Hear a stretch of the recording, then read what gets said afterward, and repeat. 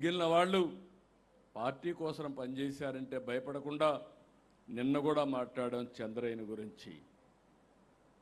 గొంత మీద కత్తి పెట్టి వాళ్ళ పేరు చెప్పమంటే చెప్పనని జై తెలుగుదేశం అని జై చంద్రబాబు అని చెప్పి ప్రాణం వదిలిపెట్టాడంటే నాకెంత బాధ్యత ఉందో మీరు గుర్తుపెట్టుకోవాల్సిన అవసరం ఉంది.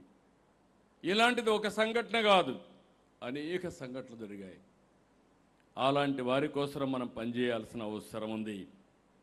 ఇక్కడ మీరు చూసినప్పుడు, మీరు పనిచేసినప్పుడు రాష్ట్రానికి ఒక పక్క మనందరం ప్రజాసేవ కోసం ఉన్నాం. రాష్ట్రానికి 2 దెబ్బలు మనకు తగిలే పరిస్థితికి వచ్చింది. ఆ రోజు హైదరాబాద్ అభివృద్ధి చేశాం, విభజన జరిగింది, హైదరాబాద్ తెలంగాణకి వెళ్ళింది. నేను ఎప్పుడు కూడా దాని గురించి బాధపడలేదు. కానీ ఆ రోజు కూడా నేను కోరింది సమన్యాయం చేయమని, 2 ప్రాంతాలని సమంగా చూడమని చెప్పాం. ఏం జరిగిందో మనందరికీ అర్థమవుతుంది. కానీ జరిగిన తర్వాత బాధపడడం కరెక్ట్ కాదని 14-19 రాత్రింబగుళ్ళు పనిచేశాం. అభివృద్ధికి ముందుకు పోయాం. ఈరోజు మీరు చూస్తే ప్రపంచంలో ఎక్కడా జరుగుండదు. అమరావతి రాజధాని కోసం 33,000 ఎకరాల భూమి, 29,000 మంది రైతులు స్వచ్ఛందంగా ముందుకొచ్చి ల్యాండ్ పూలింగ్లో ఇచ్చారు. ఇది ఒక చరిత్ర. ఇప్పుడు కూడా ఇవ్వడానికి వచ్చారు. ఒక నమ్మకం, ఒక పార్టీ పైన, ఒక నాయకుడి పైన ఉండే నమ్మకంతో ఇచ్చారు. అలాంటిది మనం చూస్తే విభజన కంటే తిరిగి కోలుకునే సమయంలో విధ్వంసం. ప్రజావేదిక, ఇప్పుడే అచ్చెన్నాయుడు గారు చాలా ఎమోషనల్గా చెప్పారు. ప్రజావేదికతో ఆ మీటింగ్లో అక్కడ కూర్చొని అక్కడి నుంచి కలెక్టర్స్ మీటింగ్ పెట్టి ఈరోజే దీన్ని కూలగొడతానని చెప్పి కూలగొట్టించారంటే ఎంత కిరాచకమో మనందరం గుర్తుపెట్టుకోవాల్సిన అవసరం ఉంది. ఇబ్బందుల్లో ఉన్న రాష్ట్రాన్ని దివాళా తీయించారు, అన్ని వ్యవస్థల్ని కుప్పగూల్చారు. నిన్న ఈరోజు మీరు మాట్లాడారు, కేంద్రం నిధుల్ని డైవర్ట్ చేశారు, పథకాలు నిర్వీర్యం చేశారు. ఎవరన్నా పెట్టుబడులు పెడతామంటే తరిమేసే పరిస్థితికి వచ్చారు. మళ్ళీ తిరిగి రామని చెప్పారు, ఈ రాష్ట్రానికి రామని చెప్పే పరిస్థితికి వచ్చారు. ఆంధ్రప్రదేశ్ బ్రాండ్ అంతా దెబ్బతినే పరిస్థితికి వచ్చింది. ప్రజల్లో భయం. ఈరోజు నేను చూస్తున్నాను చాలాసార్లు మీటింగుల్లో, స్వాతంత్రం వచ్చింది 47లో వచ్చిన ఇటీవల 1924లో ప్రజలంతా భయపడిపోయి ఇంట్లో నుంచి రాని పరిస్థితి వస్తే ఎవరు నవ్వే పరిస్థితులు కూడా లేరు. మొట్టమొదటిసారిగా మీరు చూస్తే ఈరోజు అందరి ముఖాల్లో నవ్వు చూస్తున్నాం, ఆనందాన్ని చూస్తున్నాం. ఎక్కడా భయపడకుండా హ్యాపీనెస్ చూసే పరిస్థితికి వచ్చాం. అది పెద్ద మార్పు.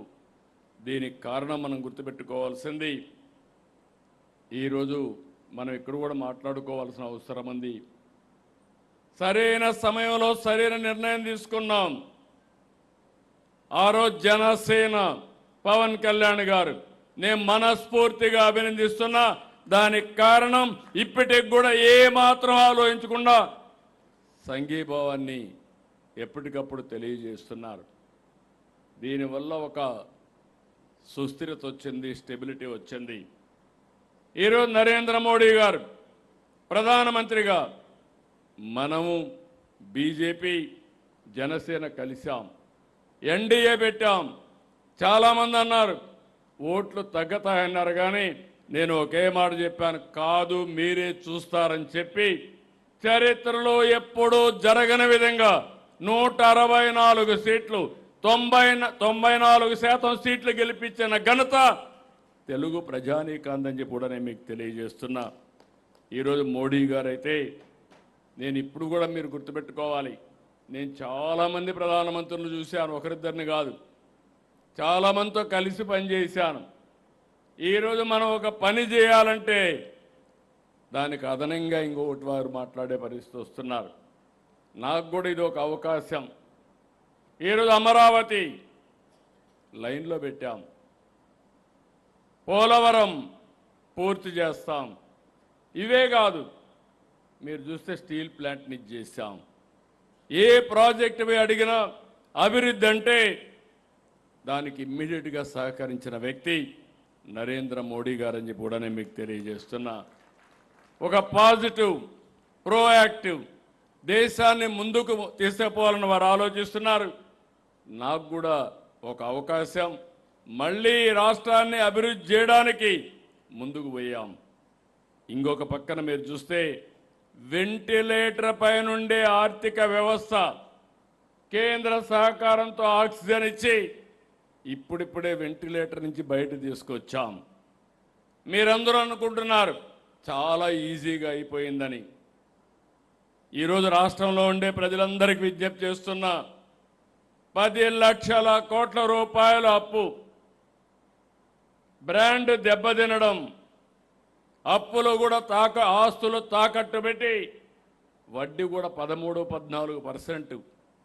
దివాలా తీసిన రాష్ట్రానికి డబ్బులు ఇవ్వాలంటే రిస్క్ ఫ్యాక్టర్లో ఎక్కువ ఇంట్రెస్ట్ కూడా ఛార్జ్ చేసే పరిస్థితి వస్తుంది. అలాంటివన్నీ కూడా ఈ 2 ఏళ్లలో ఒక పక్క పెట్టుబడుల కోసం పనిచేశాం, ఒక పక్క రుణాలన్నీ కూడా రీషెడ్యూల్ చేశాం, ఇంకొక పక్క కేంద్రం దగ్గరికి పోతే రామ్మోహన్ నాయుడు గారు, చంద్రశేఖర్ గారు, ఎంపీలంతా, కృష్ణదేవరాయలు గారు ఉన్నారు. నేను ఏదైనా అడిగితే వాళ్ళు ముందుగా నాకు ఒక స్లిప్ ఇచ్చేవాళ్ళు. మీరు ఇంత డబ్బులు తీసుకొని డైవర్ట్ చేశారు, ఆ విధంగా 12,000 కోట్ల రూపాయలు ఖర్చు పెట్టి మళ్ళీ అవన్నీ కూడా సర్టిఫికెట్లు తీసుకొని మళ్ళా వాళ్ళకి పంపిస్తే రోజు రోజుకు అన్ని స్కీములు కూడా ఈరోజు తీసుకొచ్చే పరిస్థితికి వచ్చాం. ఈ మహానాడు సందర్భంగా నేను కేంద్రాన్ని మనస్ఫూర్తిగా అభినందిస్తున్నా. సరైన సమయంలో సహకరించారు, ఈ రాష్ట్ర అభివృద్ధి కోసం దోహదం చేశారని చెప్పి కూడా నేను మీకు తెలియజేస్తున్నా.